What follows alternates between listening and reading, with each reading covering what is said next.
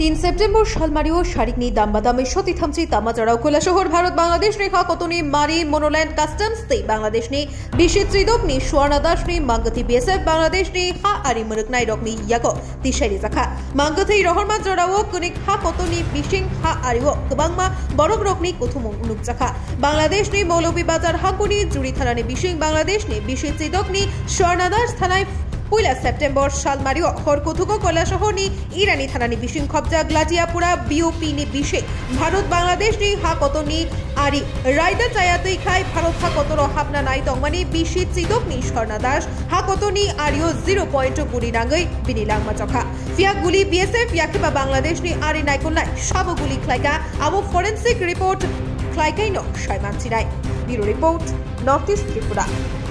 গতকালকে বিএসএফের ইনফরমেশনে আমরা একটা মহিলা মেয়েদের বডি উদ্ধার করি লাঠিয়াগড়া ফেন্সিংয়ের পশ্চিম দিক থেকে।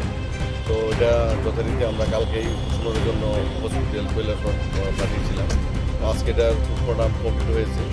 আর এখনে আমরা পাঁচটা বাজে এখন বিকাল শোনাবার পরে বিএসএফ এবং পুলিশ মিলে বাংলাদেশের বিজিবি এবং তাদের পুলিশের হাতে এবং মেয়ের বাবার শনাক্তক্রমে আমরা ডেপুটিদের কাছে হ্যান্ডওভার করেছি। তো ওরা এখন ডেপুটি নিয়ে চলে গেছে। যে নাবালিকার মানে মৃতদেহটা পেয়েছিলেন আপনারা, সেই নাবালিকার বাড়ি কোথায় ছিল? বাড়ি বাংলাদেশ। তো আজকে এই মৃতদেহটা কে শনাক্তকরণ করেছে? তার বাবা, তার নিজের বাবা ফরিন্দ্র।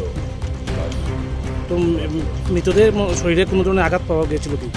এটা তো একটা ফায়ারিং। তো এটা এই মৃতদেহটা গতকালকে ঠিক কোন জায়গায় পাওয়া গিয়েছিল? লাঠিয়াপুরা 2.5 কিলোমিটার কালের কাছে। পিলার নাম্বার কি আপনার মনে আছে? কি মনে করেন এটা কি কারণে এমন ঘটনা ঘটতে পারে? রাত্রিবেলা তারা অনেক